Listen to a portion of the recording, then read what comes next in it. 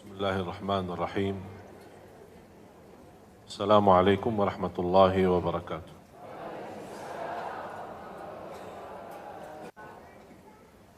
الحمد لله رب العالمين، وأصلي وأسلم على أشرف الأنبياء والمرسلين سيدنا ونبينا محمد وعلى آله وصحبه ومن تبعهم بإحسان إلى يوم الدين. سبحانك لا علم لنا إلا ما علمتنا إنك أنت العليم الحكيم. Yang bawa Quran terjemah, silahkan buka surat Ali Imran, surah ketiga ayat 185-186.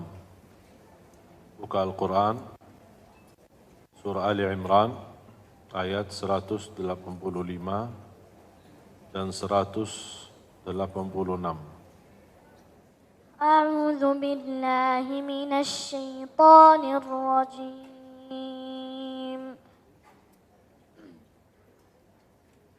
بسم الله الرحمن الرحيم. كل نفس ذائقة الموت وإنما توفون أجوركم يوم القيامة فمن زحزح عن النار وأدخل الجنة فقد فاز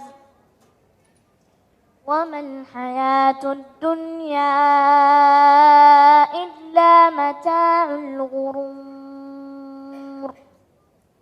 لتبلون في أموالكم وأنفسكم ولتسمعن من الذين أوتوا الكتاب من قبلكم ومن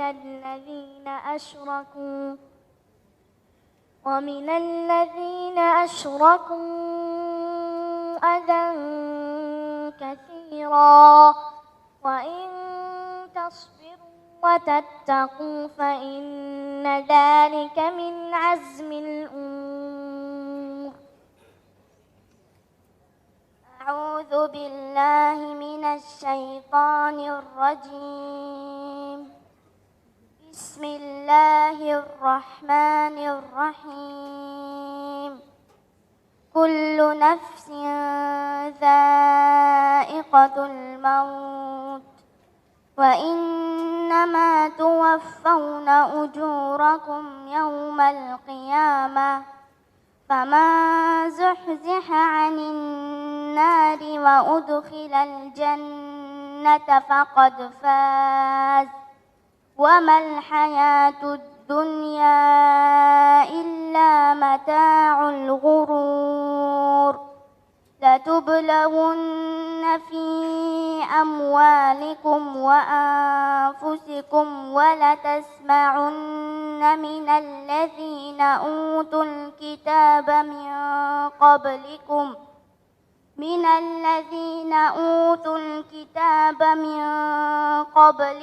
ومن الذين أشركوا أذى كثيرا وإن تصبروا وتتقوا فإن ذلك من عزم الأمور. صدق الله العظيم. Alhamdulillah. Dari tadi dirayu anak-anak ini untuk membaca, tapi mereka tidak mau. Jadi harus tunggu saya. Dan mereka kalau sama saya memang turut luar biasa. Malah sama bapaknya aja tidak mau. Ini mereka baru kemarin tiba dari Madinah, tetangga saya di Madinah, berasal dari Tajikistan. Tajikistan itu bagian dari Rusia ya dulu. Dan mereka kakak adik, Fatimah, kakaknya Abdullah, dan dua-duanya menghafal Al-Quran 30 juz.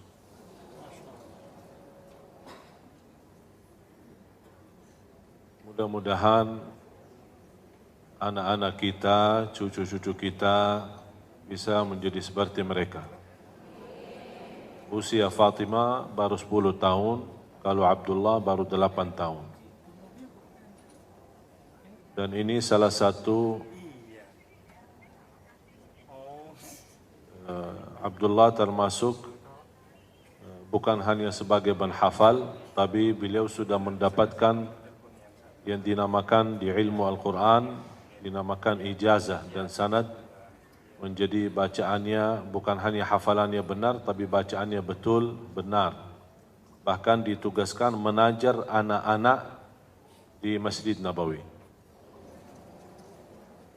Dan Alhamdulillah ini langsung ditandatangan Syekh Dr. Abdul Muhsin Al-Qasim, salah satu imam besar Masjid Nabawi di sana. Bismillahirrahmanirrahim. Setiap yang bernyawa akan merasakan mati, dan hanya pada hari kiamat sajalah diberikan dengan sempurna balasanmu. Barang siapa dijauhkan dari neraka dan dimasukkan ke dalam surga, sungguh dia memperoleh kemenangan. Kehidupan dunia hanyalah kesenangan yang memperdaya. Berarti di ayat ini Allah menjanjikan kesempurnaan pahala. Betul? Ada 3 amalan yang menjaminkan kesempurnaan pahala. Dan Allah sudah menerangkan secara jelas di surah Fatir, surah 35, ayat 29 dan ayat 30. Silakan juga kita ikatkan antara ayat yang dibacakan oleh Abdullah sama Fatimah tadi dengan ayat ini. Di surat Fatir, ayat 29, surah Fatir, surah 35, ayat 29 dan 30. Mohon dibacakan juga terjemahannya. Ada 3 amalan yang Allah gambarkan terjamin dalam 3 amalan kesempurnaan pahala. Yang barusan saja di ayat surah Ali Imran, Allah sudah menjanjikan kesempurnaan pahala hanya diberikan di hari kiamat. Di antaranya kesempurnaan pahala adalah diselamatkan dari neraka Jahannam, itu termasuk setinggi-tinggi kesempurnaan pahala. Diselamatkan dari neraka Jahannam dan dimasukkan ke dalam surga. Dan itulah termasuk peruntungan yang sangat luar biasa. Kalau Allah sudah menjanjikan di antara kesempurnaan pahala dari selamat dari neraka dan dimasukkan dalam surga, berarti di bawah itu jauh lebih mudah bagi Allah. Kalau Allah sudah menerangkan setinggi-tinggi sempurna pahala selamat dari neraka Jahannam, dan saya yakin semua Bapak Ibu harap selamat dari neraka Jahannam. Kalau Allah jamin kita selamat dari neraka Jahannam, yang termasuk salah satu ancaman azab besar adalah neraka Jahannam. Kalau terjamin selamat dari neraka Jahannam, berarti selamat dari segala keburukan yang di bawahnya. Kalau yang sudah terbesar, musibah besar, yang terbesar, ancaman besar, kita sudah dijamin selamat, berarti apalagi yang lebih bawah lagi. Keburukan, ujian, musibah, fitnah, rumah tangga hancur, anak yang susah turuti orang, semua termasuk bermasalahan dalam kehidupan kita. Kalau Allah sudah berkenan menjaminkan selamat dari neraka Jahannam, apalagi hal-hal yang lain, hal-hal kecil. Tapi dalam 3 amalan. Silakan. Surat ayat berapa, Ustaz? 29 dan 30. Bismillahirrahmanirrahim. Sesungguhnya orang-orang yang selalu membaca kitab Allah, Al-Quran, dan melaksanakan sholat dan menginfakkan sebagian rizki yang kami anugerahkan kepadanya dengan diam-diam dan terang-terangan, mereka itu mengharapkan perdagangan yang tidak akan rugi. Perdagangan yang tidak akan Rugi. Iman ada perdagangan yang terjamin tidak rugi? Ada enggak yang bisa jamin ikut bisnis bersama dan kita minta jaminan tidak merugi? Berani enggak dia kasih jaminan? Bu, kita berbisnis. Untung alhamdulillah.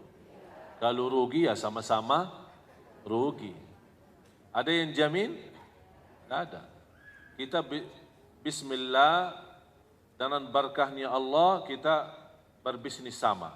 Insya Allah kalau berhasil, kita bagi hasil. Tapi kalau rugi, sama-sama rugi. Tapi ada satu penawaran bisnis yang tidak ada ruginya. Itu tawaran dari siapa? Dari Allah. Percaya enggak sama Allah? Yang benar. Mudah kita berkata percaya, tapi susah mempraktiknya. Masalah percaya sama Allah bukan hanya ucapan. Karena Allah subhanahu wa ta'ala tidak menunggu ucapan. Allah tidak peduli siapa kita, Allah tidak peduli nama kita, Allah tidak peduli turunan kita, pakaian kita, jabatan kita, Allah tidak pedulikan. Yang Allah pedulikan isi hati kita dan amalannya. Orang berkata hatiku baik, yang penting hatiku baik. Kalau memang hatinya baik, apa bukti amalannya?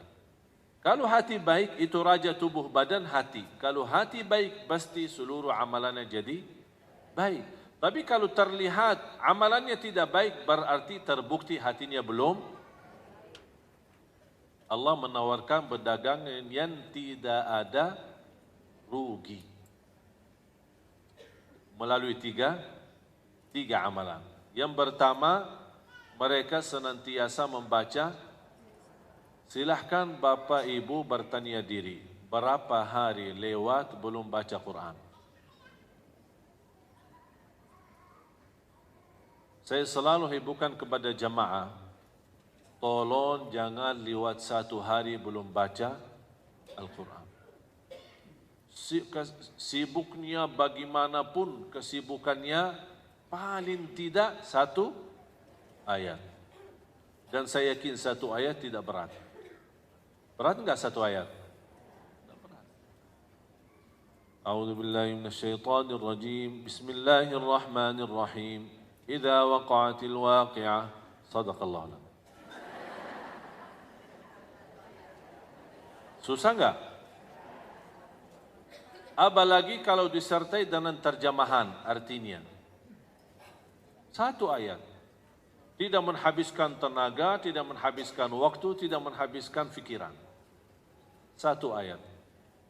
Dan boleh habis kita baca 1 ayat, selama masih kita ingat, boleh dipakai di sunnah qabliyah ba'diyah kita.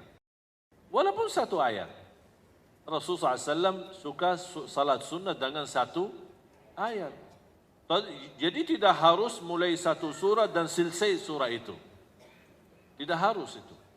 Mau salat fardu maupun salat wajib. Tapi daripada qulhu mulu, kita ganti-ganti. Ada ayat yang baru. Apa ayat yang baru? Alhamdulillah saya berhasil hafal 5 ayat Yasin. Udah, sunnah qabliyah rakaat pertama habis Al-Fatihah baca 5 ayat Yasin.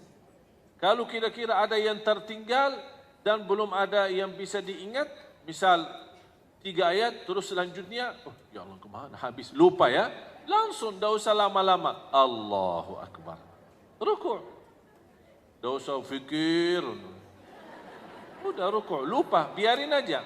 Tapi subhanallah, coba ibu-ibu tolong praktik itu.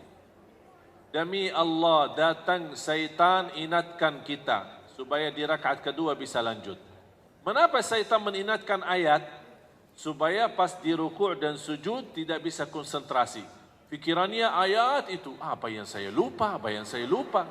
Akhirnya ucapan subhana rabbiyal azim tidak beres, subhana rabbiyal a'la tidak beres. Itulah upaya syaitan. Pas ketika berdiri lagi, alhamdulillah masih ingat. Tapi memang syaitan menggoda kita melalui ingat kebaikan. Bisa saja. Syaitan bukan hanya selalu mengajak keburukan, kadang-kadang bisa mengajak kebaikan demi menghilangkan kebaikan yang lebih besar. Contoh, membuat kita sibuk ingat ayat yang kita lupa dalam salat supaya tidak bisa khusyuk dalam sujud. Mana yang lebih utama, khusyuk atau ingat ayat? Jauh lebih utama khusyuk. Jadi syaitan pintar loh. Hati-hati sama syaitan, tingkatan lebih tinggi daripada profesor. Oleh karena itu, ketika kita sudah merasa diri sudah lupa ayat, tidak usah difikirkan macam-macam, tidak usah berupaya untuk ingat, langsung segera takbir. Nikmati ruku'nya, nikmati sujudnya, tapi subhanallah begitu masuknya rakaat kedua pasti ingat. Baru kita boleh lanjut ayat yang tertinggal. Habis selesai dari hafalan kita walaupun beberapa ayat, kita ruku' lagi, sujud dan seterusnya. Ini justru sangat membantu kita menguatkan hafalan kita. Termasuk para hafiz Quran, termasuk anak-anak, kami selalu membiasakan mereka kalau lagi salat sunnah, biarpun dia masih anak 5 tahun atau 6 tahun, baca ayat dan yang kamu hafal. Jangan membiasakan mereka qulhu saja. Jadi kasihan juga malaikat yang ditulis setiap hari qulhu, qulhu, qulhu.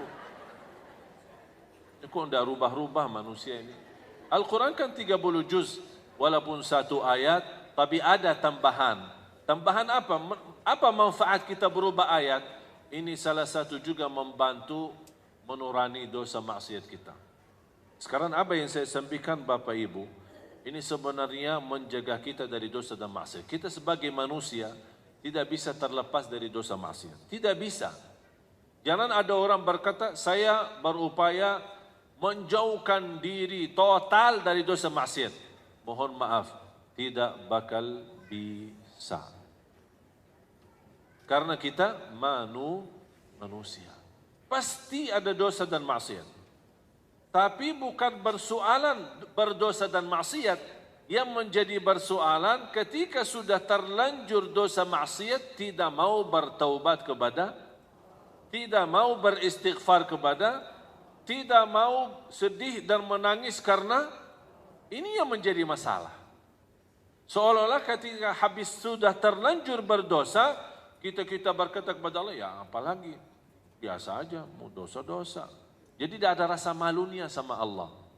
Tapi ketika sudah terlanjur berbuat dosa, dan itu hal wajar, karena kita manusia, habis dosa itu, kita ingat Allah. Muncul sifat rasa malu. Kita merasa diri Allah, sudah saya berdosa, tapi Allah masih berkenan menutupi dosa saya, menutupi kesalahan saya. Coba, Bu, kalau setiap kita berdosa, setiap kita gibah, setiap kita namimah, keluar bau dari kita. Dan semakin bertambah dosa, bertambah bau. Tambah lagi dosa, tambah lagi keras baunya. Gimana? Berani enggak keluar dari rumah? Kenapa? Terlalu bau. Masalahnya, keras baunya itu kita sendiri tidak bisa rasain, tapi yang di sekitar kita malah bisa merasakan. Bisa dicium sama orang. Terus apa? Tapi subhanallah, salah satu tanda Allah sayang dan kasih rahmat untuk kita semua, tidak terlihat tanda dosa maksiat itu.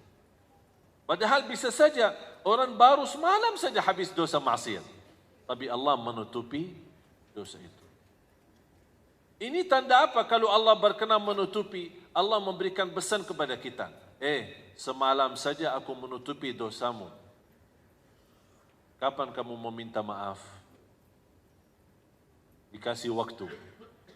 Sampai ada satu riwayat, ketika seorang manusia berdosa, Allah bertahankan malaikat yang menulis dosa maksiat. Jangan tulis dulu, sebentar. Kenapa ya Allah? Barangkali dia malu dan taubat. Kalau sudah taubat, berarti yang tertulis kebaikan, bukan dosa. Beda kalau kita berbuat kebaikan, Allah perintahkan malaikat segera tulis kebaikan itu. Subhanallah. Begitu rahmat Allah untuk kita semua. Jadi tolong memperhatikan. Rutin membaca Al-Quran. Yang tidak bisa baca, silahkan dengar. Melalui murattal kita, melalui HP kita, melalui kaset kita. Kan semua sekarang HP-nya ada isinya Al-Quran. Silakan sambil bawa mobil kemana-mana, dengar. Ada handsfree, kita naik bis, kita naik motor, kita jalan kaki. Walaupun ada orang yang sambil jalan belum tentu bisa merasa nikmatnya khusyuk atau bisa khusyuk maksimal mendengar Al-Quran, tidak apa-apa. Setidak-tidaknya kita simak, ada yang kita dengar kebaikan, apalagi mendengar kalamullah, terhitung setiap satu huruf 10 kebaikan. Apalagi Jumat. Kalau kita dari pagi terus sepanjang jalan kita simak Al-Quran, dengar Al-Quran. Kira-kira mau berdosa sambil dengar Al-Quran? Tidak mungkin. Apakah kita berani bermacam kata yang kotor sambil mendengar Al-Quran? Ini salah satu menjaga kita dari maksiat dan dosa. Baca Al-Quran. Terus yang kedua,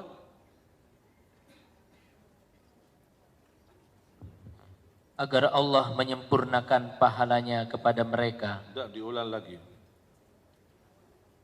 Sesungguhnya orang-orang yang selalu membaca kitab Allah, Al-Quran, dan melaksanakan salat dan menginfak. Bapak Ibu, satu-satunya amalan yang tidak bisa ditinggal salat. Ada orang Muslim tidak haji? Ada enggak? Ada, karena belum mampu. Ada orang Muslim tidak zakat? Ada, karena dia penerima zakat.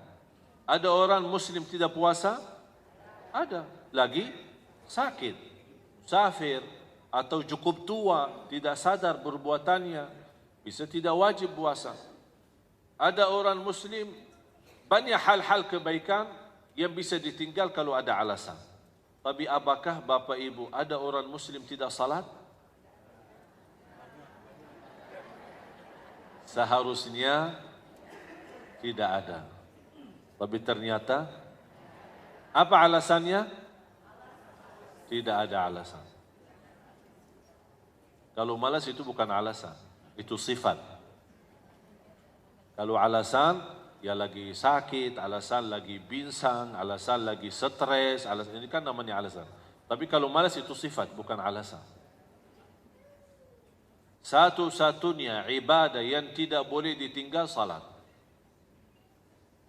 Tak boleh berdiri, duduk. Tak boleh duduk, berbaring.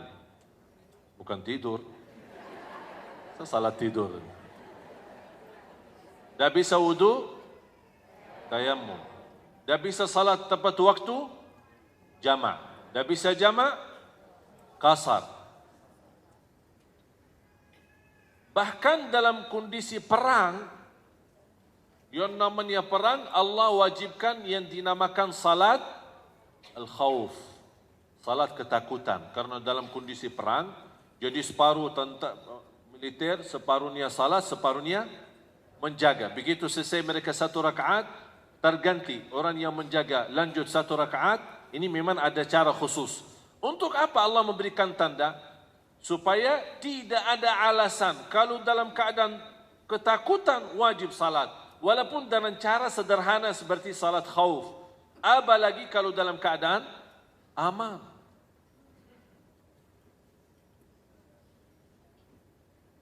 Jamaah sekalian, beberapa waktu lalu kita beringatan Isra Mi'raj. Dan salat termasuk satu-satunya ibadah yang diterima oleh Rasulullah SAW langsung dari Allah tanpa melalui wahyu. Semua perintah agama melalui wahyu. Selain salat. Mengapa Allah Subhanahu wa taala mengajak Nabi Muhammad SAW berjalan cukup jauh dari Makkah sampai Masjidul Aqsa, kemudian naik lagi, bisa menghabiskan tenaga, fisik, waktu cukup lama. Walaupun bagi Allah tidak bagi waktu, kun fayakun selesai semuanya. Tapi begitu Allah menunjukkan, inilah proses perjalanan sambil menerima sebuah perintah yang begitu agung. Langsung dari Allah Subhanahu wa taala diperintahkan kepada Nabi Muhammad SAW dan umatnya salat. Diberikan kesimpulan, barang siapa yang ingin berhubungan atau kontak langsung sama Allah, jaga salat. Kalau sudah putus tali salat kita sama Allah, tak ada ibadah lain yang bisa menghubungkan dengan Allah langsung. Karena satu-satunya ibadah yang berhubung langsung sama Allah itu salat. Kalau salatnya putus, artinya tidak salat sama sekali, atau banyak bocor, salat kadang-kadang tidak, kalau lagi senang salat, kalau lagi galau tidak salat, berarti tali hubungan kita sama Allah sudah putus. Kira-kira apa lagi yang bisa dihubungkan sama Allah lagi? Tidak bisa, tidak ada. Bahkan ulama menjelaskan, Bapak Ibu, pernah dengar enggak ketika saya pernah bertanya, kalau ada seorang muslim tidak salat, dia langsung kaget guru saya. Dia langsung bertanya kembali kepada saya, "Emang ada orang muslim tidak salat?" Heran, dia bingung, ada orang muslim tidak salat? Saya bilang ada. Beliau menjawab, kalau ada orang muslim terbukti tidak salat sama sekali ketika dia meninggal dunia, tidak boleh dimandikan, tidak boleh disalati, tidak boleh dimakamkan di kuburan orang Islam. Karena dia bukan Islam lagi. Masalah kalimat syahadat itu urusannya sama Allah. Tapi secara hukum di Islam, yang tidak salat sudah memputusi hubungan Islam sama Allah Subhanahu wa taala. Hati-hati. Bukan main-main masalah salat. Bahkan dia termasuk satu-satunya ibadah yang tidak bisa ditinggal dalam alasan apapun, kecuali kalau sudah murtad. Faham enggak murtad? Keluar dari Islam. Kalau sudah keluar dari Islam, ya sudah tidak ada wajib salat. Atau sudah, faham enggak ini? Alhamdulillah faham. Kalau sudah gila, tidak ada wajib salat. Atau kalau sudah mati, kalau sudah dikubur, sudah tidak ada wajib salat lagi. Dan berapa banyak orang muslim yang sedang dalam keadaan gila. Oleh karena itu tolong jamaah sekalian, kita memperbaiki hubungan kita sama Allah melalui salat. Itu salat bisa kontak langsung sama Allah. Sampai Allah memberikan pesan melalui cerita Isra Mi'raj, barang siapa yang ingin berhubung langsung sama aku, kata Allah, salat. Ini tidak bagi malaikat, tidak bagi wali, tidak bagi nabi, tidak bagi siapa-siapa. Ini langsung sama Allah Subhanahu wa taala. Yang ketiga,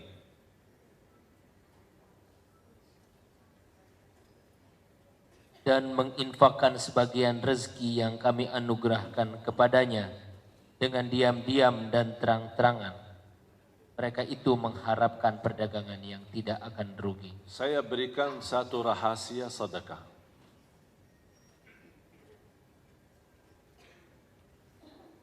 Sedekah, saya pernah bahas sedekah subuh, masih ingat?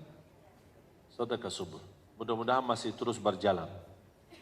Hah? Masih jalani belum? Ya, tolong dijaga sedekah subuh.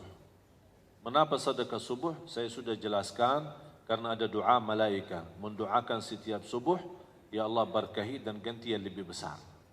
Yang kedua, doa Nabi Muhammad mendoakan ibadah kita di subuh hari.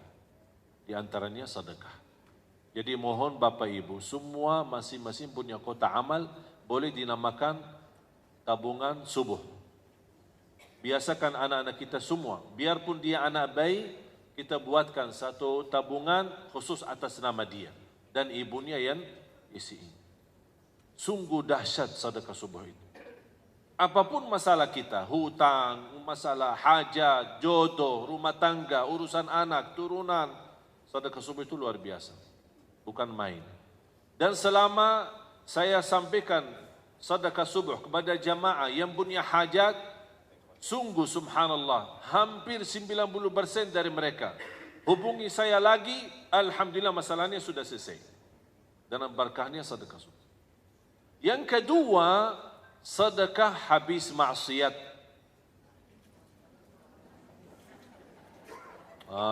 Ini melatih kita ini. Jadi tabungannya bakal banyak, sering maksiat ini.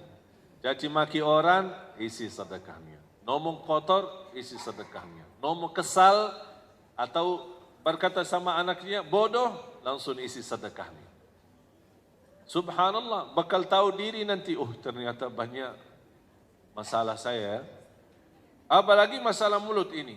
Kita caci, subhanallah, sedekah selepas subuh itu, pertama ada dua hikmah sebenarnya. Yang pertama mengharapkan ampunan dosa. Karena ada salah satu hadis, menjaga sedekah terjamin ampunan dosa.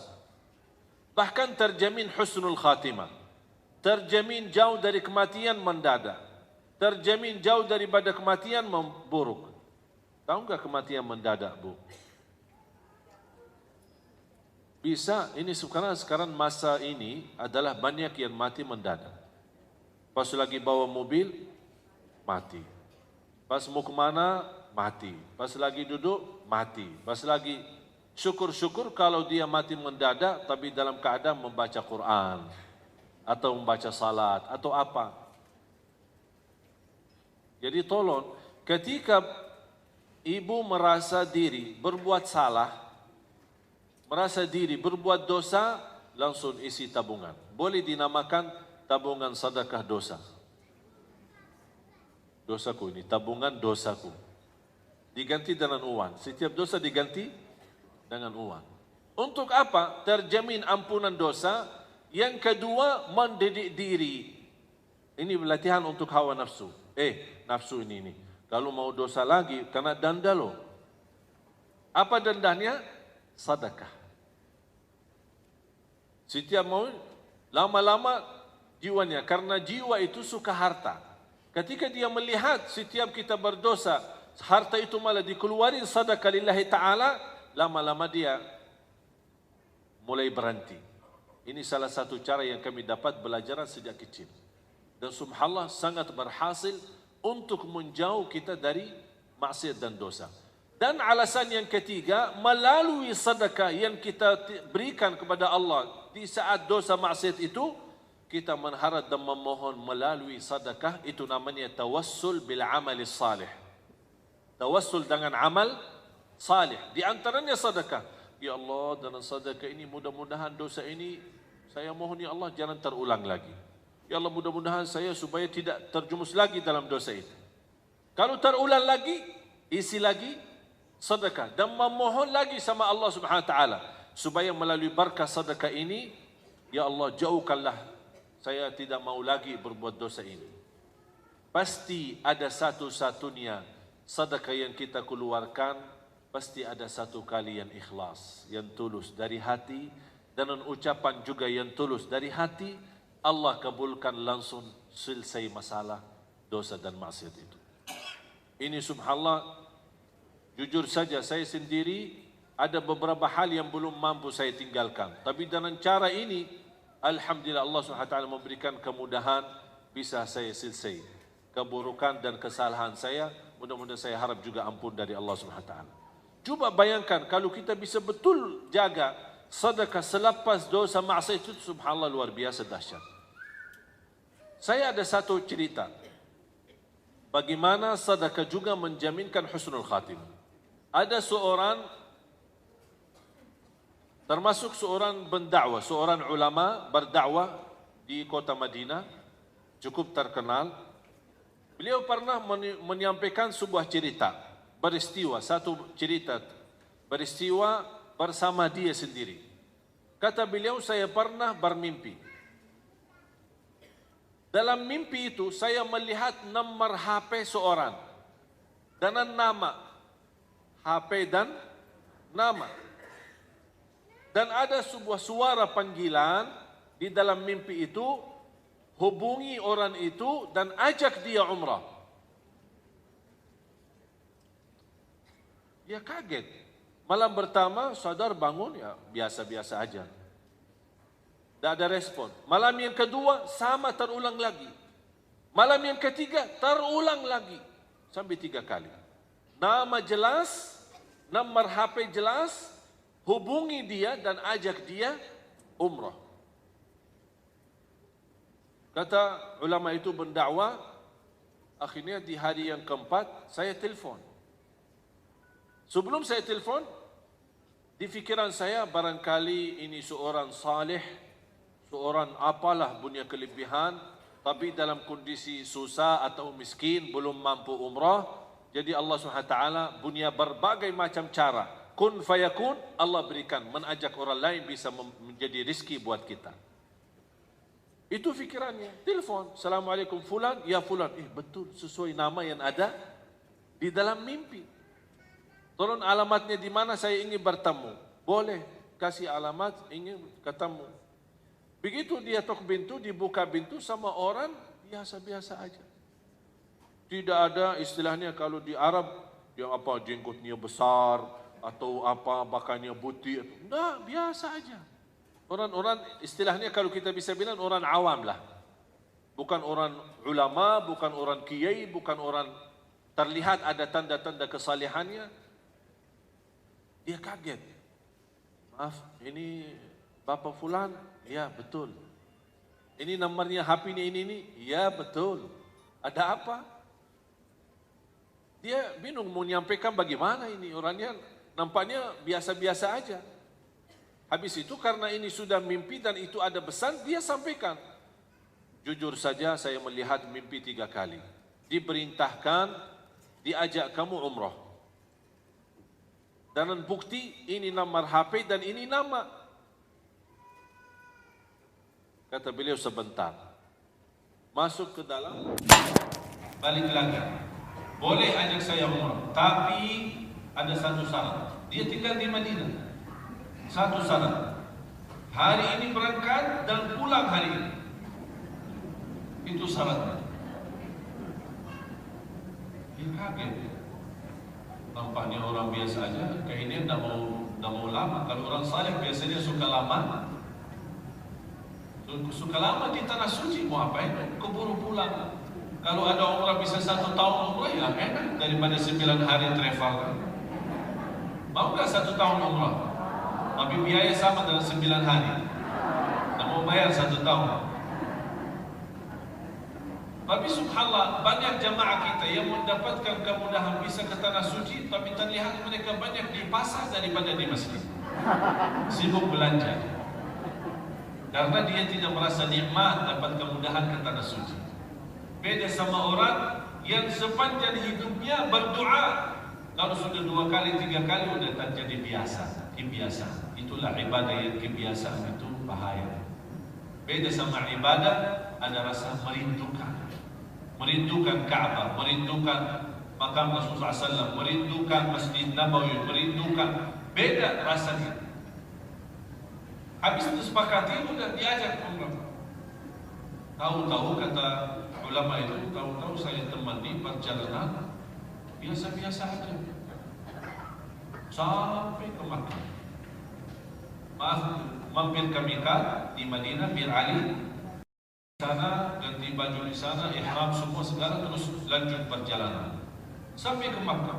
Begitu langsung sampai Makkah, langsung cepat-cepat, ayo cepat-cepat, kita mau cepat pulang.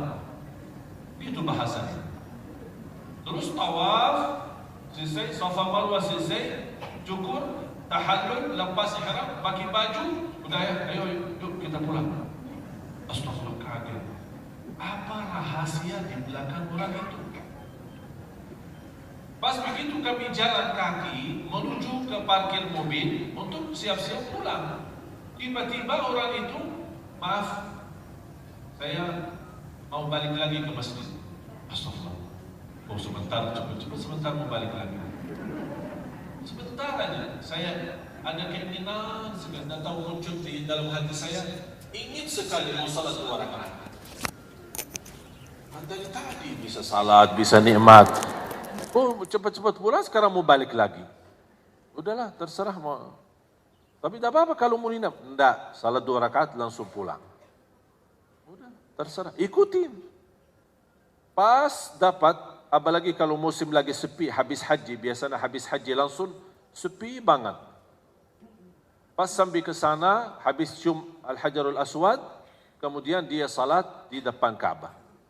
Salat 2 rakaat. Kata ulama itu saya perhatiin. Salat pertama, baca ruku, sujud.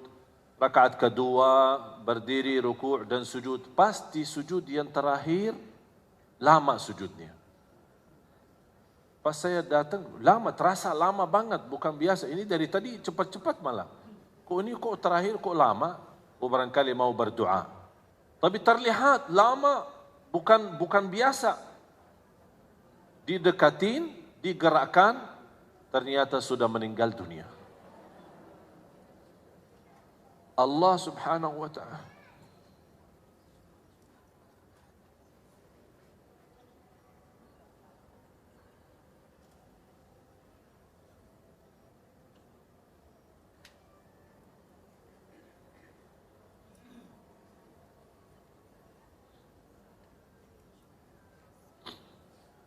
Allah subhanahu wa ta'ala mengantarkan orang melalui mimpi untuk menjemput ke husnul khatimah. Itulah cara Allah subhanahu wa ta'ala yang kita tidak bisa tahu. Tidak bisa tahu. Allah maha baik, bahkan terlalu baik sama manusia. Inilah diantaranya seorang susah payah, tidak punya kemampuan bisa berumrah. Allah hantarkan melalui mimpi. Bisa diajak umrah. Bahkan dihantarkan ke Makkah, ke tanah suci supaya dapat husnul khatimah di sana. Inilah cara Allah. Kalau Allah berikan izin husnul khatimah, tidak ada yang bisa memindahkan husnul khatimah itu. Orang biasa, orang awam, bukan seorang apa kelebihannya. Habis meninggal dunia, dia kembali langsung ke Madinah bertemu keluarganya. Apa cerita di belakang ini orang? Apa cerita? Apa rahasia? Ternyata Bapak Ibu ada satu. Ini yang Allah gambarkan.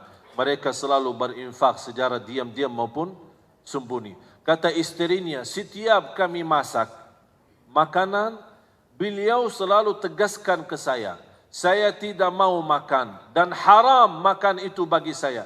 Sebelum tetangga saya, seorang ibu tua, tidak punya siapa-siapa yang layanin, sebelum si ibu tua ini makan dulu. Habis dia makan, baru saya makan sisanya. Itulah kelebihannya hanya satu. Bu dan jamaah sekalian, kita tidak tahu mana saja amal salih yang menjaminkan husnul khatimah. Bisa amal salih sederhana, tak dinilai, tak dihitung. Tapi ternyata melalui amal itu terjamin masuk surga. Terjamin husnul khatimah, bahkan bisa di tanah suci. Walaupun kita orang di Indonesia. Allah punya berbagai macam cara. Ini semua dunia dan segala isinya Allah yang atur. Kita tidak bisa apa-apa. Oleh karena itu jamaah sekalian, ketika kemarin saya di Hong Kong, saya terharu sekali kepada seorang wanita pembantu. Baru saja saya dapat dengar berita dia kembali ke tanah air nikah, kemudian kembali lagi ke Hong Kong bekerja. Pas kemarin saya mengisi acara bersama imam besar Masjid Qiblatain di Hong Kong, ada seorang ibu itu datang kepada saya sambil menangis. Dan dia menyerahkan mas kawin. Dia berkata, ini mas kawin sedekahku untuk tunanetra di Indonesia. Seorang pembantu yang baru saja nikah, belum menikmati mas kawinnya, dia sudah mensedekahi. Bahkan ada satu lagi di antara mereka yang menjadi tenaga kerja. Mereka pergi ke sana tinggalin keluarga istri karena dia butuh mencari nafkah dan rezeki. Dia mengikhlaskan gaji 1 tahun. Dan dia mohon kepada saya, mohon diterima. Saya berdoa, ya Allah mohon diterima mereka ini. Inilah kadang-kadang jamaah sekalian, ada amal salih yang kita tidak pernah hitung. Tidak pernah kita fikirkan. Tapi ternyata melalui amal salih itu bisa membahagiakan orang lain. Bisa berguna bagi orang lain. Wallahi, dengan kun fayakun, Allah berikan pahala yang begitu luar biasa. Dan itulah penjelasan ayat yang terakhir. Sebelum saya tutup doa, tolong bacain arti ayat terakhir. Agar Allah menyempurnakan pahalanya kepada mereka dan menambah karunia-Nya. Dan menambah karunia. Inilah karunia yang tidak dijelaskan di sini. Inilah karunia yang tidak dijelaskan di sini. Mengapa? Karena Allah yang menentukan karunia itu seperti apa. Bisa saja sebagaimana cerita yang tadi saya ceritakan. Itulah. Tapi Allah jamin ada tambahan karunia. Tapi seperti apa karunia? Bisa meninggal di hadapan Ka'bah. bisa meninggal pas lagi baca Quran, bisa meninggal pas lagi, itu semua urusan Allah. Yang membuktikan dan membuat saya yakini tambahan karunia pasti bakal dahsyat, pasti bakal menenangkan hati, itu tutupan ayat. Innahu, sesungguhnya Allah Maha Pengampun, Maha Mensyukuri. Mengapa di sini Allah berkata Maha Pengampun dan Maha Mensyukuri? Maha Mengampun ketika kita berupaya beramal, masih ada kekurangan, mudah-mudahan diampuni Allah. Berarti soal kekurangan jangan khawatir, pasti diampuni. Yang penting kita niat baik, lillahi. Tapi kenapa habis Maha Mengampun dibawakan kata Maha Mensyukuri? Apa hubungannya? Apa arti Maha Mensyukuri? Asy-Syakur kan salah satu nama Allah, Al-Husna Asy-Syakur. Artinya Maha, itu bahasa Indonesia. Tapi beda artinya dalam bahasa Arab. Dan selalu saya terangkan, belum ada bahasa yang mampu menerangkan rahasia kata dan Asmaul Husna selain bahasa Arab sendiri. Kalau selain bahasa Arab, itu mampu terjemahin, tapi belum tentu sempurna artinya dan maksudnya. Asy-Syakur, bahasa Indonesia Maha Mensyukuri. Kalau lebih sempurna dalam bahasa Arab, Asy-Syakur alladhi yu'til ajra al-kathir bil amalil qalil. Asy-Syakur yang memberikan pahala yang banyak dengan amalan yang sedikit. Contoh, dibanding orang yang memberikan makanan kepada tetangganya yang tua dan susah sebelum dia makan, kira-kira amalannya biasa enggak? Berat enggak kita bagi makan? Biasa ya? Tidak terlalu, misal bangun masjid habis ratusan miliar, terlihat mana yang lebih besar? Masjid ratusan miliar atau berikan makanan kepada orang butuh? Masjid ratusan miliar, ini nilai kecil kalau untuk bagi, apalagi kalau buk nasi aja cuma 15.000. Cuma 20.000. Tapi tidak ada nilai di fikiran kita. Inilah artinya syakur, memberi amalan yang besar dengan memberikan pahala yang besar dengan amalan. Buktinya orang itu mendapatkan husnul khatimah di Masjidul Haram, di hadapan Ka'bah, hanya dengan amalan yang memberikan makanan kepada orang lain. Kita tidak tahu mana amal salih yang menjaminkan husnul khatimah dan menjaminkan masuk surga. Oleh karena itu jamaah sekalian, tadi saya membuka, kami memperjuangkan Al-Quran untuk anak-anak Indonesia. Seperti mereka kita mendatangkan syiar.